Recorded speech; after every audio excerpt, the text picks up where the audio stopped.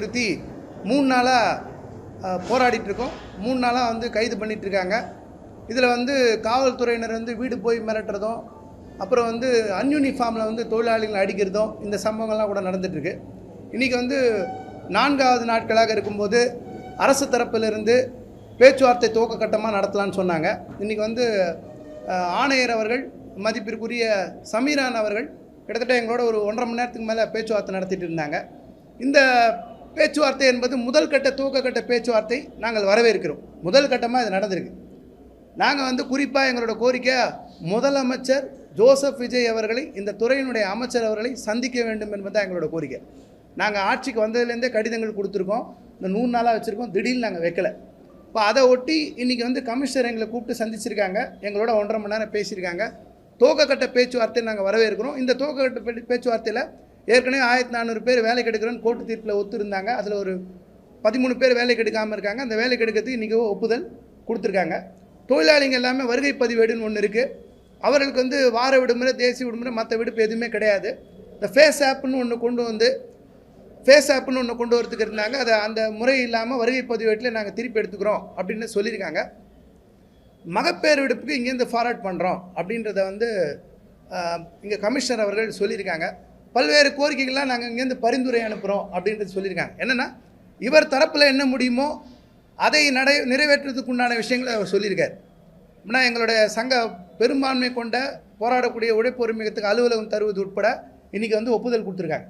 ஆனால் எங்களோட முக்கிய கோரிக்கையான பணியியந்திரம் பற்றி முடிவெடுப்பதற்கோ, மகப்பேறு விடுப்பு கொடுத்து முடிவெடுப்பதற்கோ, குறிப்பாக 761 ரூபாயிலேருந்து கலெக்டர் இன்றைக்கி அறிவிச்சிருக்கக்கூடிய கலெக்டர் ரேட் ஆஃப் வேஜஸ், ஸ்வீப்பருக்கு ஒரு நாளைக்கு சம்பளம் இன்றைக்கி வந்து 832 ரூபா, இது எல்லாமே அரசாங்கம் தான் தீர்மானிக்க முடியும் அப்படின்னு கமிஷனர் அவர்கள் தரப்புலேருந்து சொல்லப்பட்டிருக்கு. நாங்கள் என்ன இந்த அரசாங்கத்துக்கிட்ட கேள்வி முன்வைக்கிறோன்னா, நாங்கள் வந்து ஒரு பெரிய கையெழுத்து நடத்தியிருக்கோம். லட்சக்கணக்கான கையெழுத்து போட்டிருக்காங்க. இதில் வந்து சிபிஎம் மாநில செயலாளர் மதிப்புக்குரிய தோழர் சண்முகம் ஒரு கையெழுத்து போட்டிருக்காங்க. சிபிஐனுடைய மாநில செயலாளர் தோழர் வீரபாண்டியன் கையெழுத்து போட்டிருக்காங்க. சிபிஎம்எல் மாநில செயலாளர் ஆசை தம்பி கையெழுத்து போட்டிருக்காங்க. பல பேர்ட்டையும் நாங்கள் பொதுமக்கள்கிட்ட கையெழுத்து வாங்கியிருக்கோம். இந்த கையெழுத்து படிவத்தை முதலமைச்சர்கிட்ட நாங்கள் ஒப்படைக்கணும்னு நினைக்கிறோம். தமிழ்நாடு முழுக்க அரசாணையின் 62 படி சம்பளம் வழங்கணும், பணியந்திரம் கொடுக்கணுன்றதும் எங்கள் கோரிக்கையில் முக்கியமான கோரிக்கை. இது கொடுக்கணுன்றதுக்கு தான் இப்போ வரைக்கும் நாங்கள் ட்ரை பண்ணுறோம். இது வரைக்கும் எங்களை முதலமைச்சர் சந்தித்து பேசுவதற்குண்டான நடைமுறையை அவர்கள் எடுக்கவில்லை. இப்போ இங்கேருந்து நான் தகவலை பரிமாறேன்னு இவர் சொல்லியிருக்கார். இவர் தரப்பில் பாசிட்டிவான விஷயங்கள் வருதே தவிர, அரசு தரப்புலேருந்து இதுவரை எங்களோடு யாரும் அஃபீஷியலாக பேச்சுவார்த்தை நடத்தலை. ஒன்று சொல்கிறாங்க, முதல்வரை பார்க்கறதுல சிரமம் இருக்கும் அப்படின்னா, முதலமைச்சர் தான் இந்த நகராட்சி நிர்வாகத்துறைக்கு அமைச்சரும் அவர் தான், சிஎம்மும் அவர் தான். நாங்கள் யாரை பார்க்குறது? அமைச்சர் சொல்லி நாங்கள் பார்க்க மாட்டோம் சொன்னால் அது வேறு. சிஎம்மும் அவர், அமைச்சர் அவர், எதுக்கு அப்போ எத்தனை பதவி? அப்போ அவர் என்ன பண்ணலாம்? ஓகே, வேறு ஒருத்தர் நாங்கள் துறைக்கு நியமிச்சிட்டோம், அவரை பாருங்கன்னு நீங்கள் சொல்லலாம். நாங்கள் பார்க்க ரெடியாக இருக்கோம்.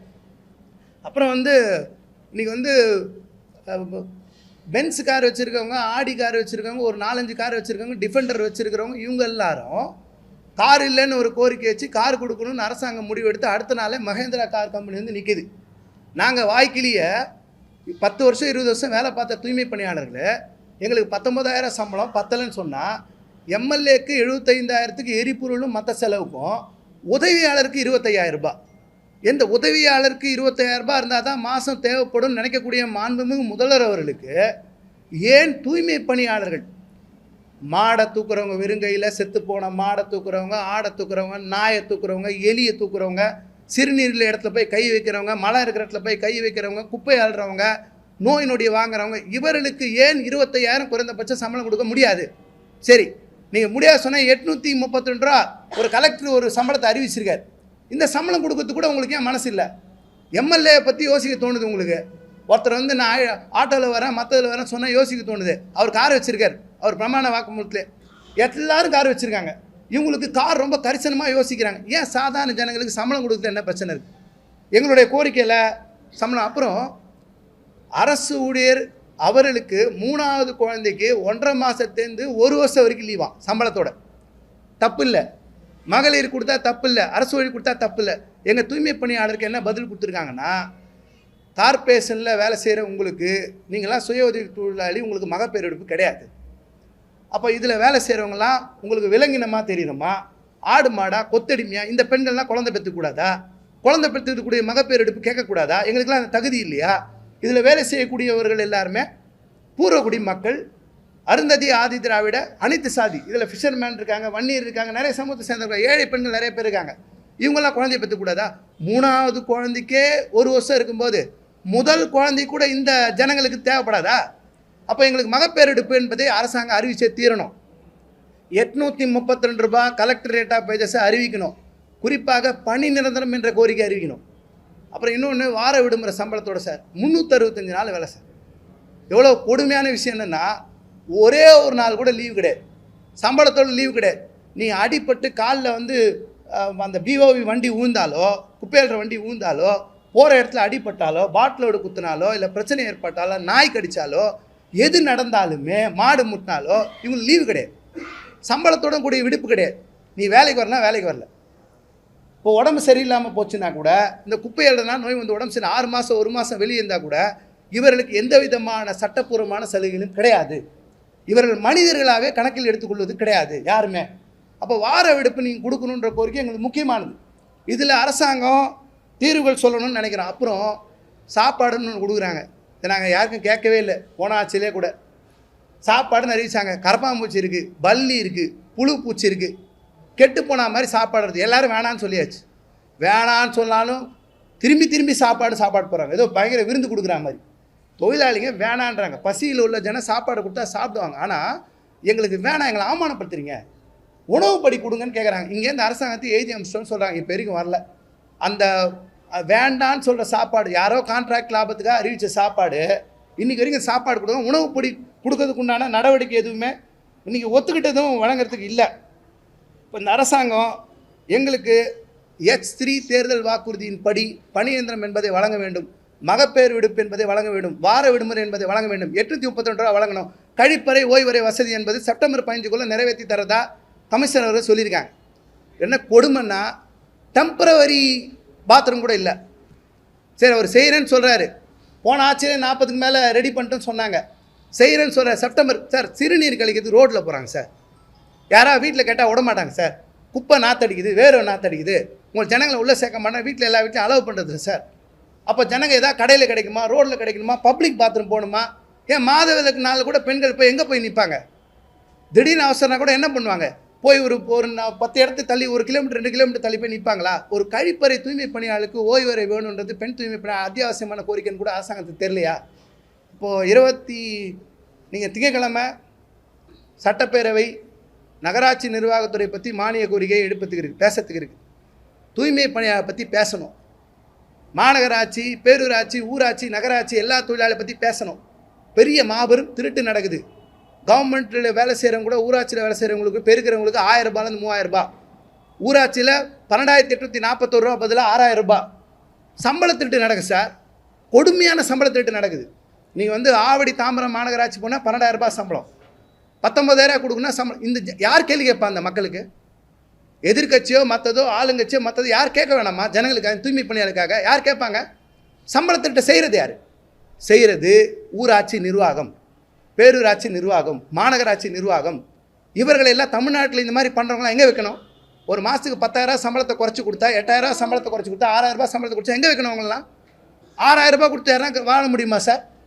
1000 ரூபாய் 2000 ரூபாய் 3000 ரூபாய் வாழ முடியுமா சார்? ஒரு பகுத்தறிவு என்பது வேணாமா? பெரியாருடைய அம்பேத்கருடைய கொள்கை நீங்கள் பின்பற்றுவது என்று சொன்னால் பகுத்தறிவு வேணாமா? அப்புறம் இன்றைக்கும் போராட்டம் நடக்கும், நாளைக்கும் நடக்கும். எங்களை முதலமைச்சர் சந்திக்கணும். நாங்கள் பேச்சுவார்த்தைக்கு மரியாதை கொடுக்குறோம், மதிப்பு கொடுக்குறோம், இல்லைன்னு சொல்ல. நீ கமிஷனர் பேசியிருக்காரு, அதை நாங்கள் வரவேற்கிறோம், துவக்க கட்டமாக அதை எடுத்துக்கிறோம். நாளைக்கு பேசுறதுக்கு யார் கூடயும் பேச நாங்கள் ரெடியாக இருக்கோம். அதுக்காக போராட்டத்தை காம்ப்ரமைஸ் பண்ணுற மாதிரி இல்லை. முதல்வர் சந்திக்கணும், பணி இயந்திரம், மகப்பேறு 832 அந்த கோரிக்கை தொடரும். நீங்கள் எங்களை சாதாரணமாக ஏதோ பெருக்கிற ஜனங்க தானே, குப்பை எழுற ஜனங்க தானே, குப்பை மாதிரி நீங்கள் நடத்தணும்னு நீங்கள் நினச்சிங்கன்னா, நாங்கள் 184 நாள் போராடினவங்க, கூவத்துலேயும் கடல்லையும் மற்றதுலையும் இறங்கி போராடினவங்க. எங்களுக்கு போராட்டன்றது எங்களுக்கு அம்பேத்கர் சொல்லி கொடுத்துருக்காரு, மார்க்ஸ் சொல்லி கொடுத்துருக்காரு, பகத்சிங் சொல்லி கொடுத்துருக்காரு, பெரியார் சொல்லி கொடுத்துருக்காரு. நாங்கள் களத்தை நிற்போம். இன்றும் மதிப்பிற்குரிய மாண்பிற்குரிய தமிழ்நாடு முதல்வர் அலுவலகத்தில் முற்றுகை நாங்கள் சொல்லலை. நாங்கள் எங்களை சந்திங்க முதல்வரே அப்படின்னு நியாயம் கேட்கும் போராட்டம் நடக்கும். நடக்கும். நாளைக்கு சட்டமன்றம் நடக்குது. பெரம்பூர் சட்டமன்ற உறுப்பினர்லாம் பெரம்பூர் தான். மதியம் நடக்கும். இன்றைக்கி மதியம் நடக்கும், போராட்டம் நடக்கும். நாளைக்கு சட்டமன்றம் கூடுது. நாளைக்கும் நாங்கள் யார், எங்கள் கோரிக்கை என்ன அப்படின்றத முதல்வருக்கு எந்த விதத்தில் எடுத்துகிட்டு போவோம். நாங்கள் வழியிலேருந்து இருக்கோம். 20 வருஷம் வேலை பார்த்தவங்களுக்கு சம்பளம் கம்மி, மகப்பேறு விடுப்பு இல்லை, எம்எல்ஏக்கு உள்ள சலுகை, மற்றது இந்த வழியிலேருந்து கஷ்டத்துலேருந்து போராடுறோம். வேறு தனிப்பட்ட நோக்கம்லாம் கிடையாது. எங்களுக்கு கோரிக்கை நிறைவேறணும், அரசாங்கத்துலேருந்து பேச்சுவார்த்தை நடத்தும், முதல்வர் சந்திக்கணும். ஏன் உங்களால் எவ்வளோ சினிமாக்காரங்களை சந்திக்க முடியுது, வேறு நபரில் சந்திக்க முடியுது, எல்லாரையும் பார்க்க முடியுது. ஏன் எங்கள் சங்கம் என்ன உங்களுக்கு பிரச்சனைக்குரிய சங்கமா? நான் கடந்த முறை போராடினாலும் நீங்கள் பார்க்க வேணாம்னு நீங்கள் நினைக்கிறீங்களா? எங்களை நீங்கள் சந்திக்கணும். சந்தித்து எங்களுடைய நாங்கள் வாங்கியிருக்கக்கூடிய கையெழுத்து படிவத்தை நீங்கள் வாங்கணும். வாங்கி நியாயமான பதில் சொல்லணும்னு நினைக்கிறோம். நாளையும் இந்த போராட்டம் நடக்கும்.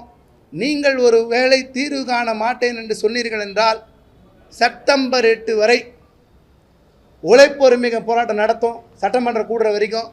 அதன் பிறகும் நீங்கள் நடத்த மாட்டேன்னு சொன்னால் அது 100 நாளா 200 நாளா 1 வருஷமானதை அரசாங்கம் முடிவு பண்ணிட்டோம். எங்கள் பெண் தூய்மை பணியாளர்கள், எங்கள் சங்கம் ஒருபோதும் பின்வாங்க மாட்டோம். ரெண்டாவது, முன்னாள்லேருந்தே போலீஸ்காரங்க தொந்தரவு பண்ணாங்க. வீட்டில் போய் தொந்தரவு பண்ணுறது, மிரட்டுறது ஆரம்பித்தாங்க.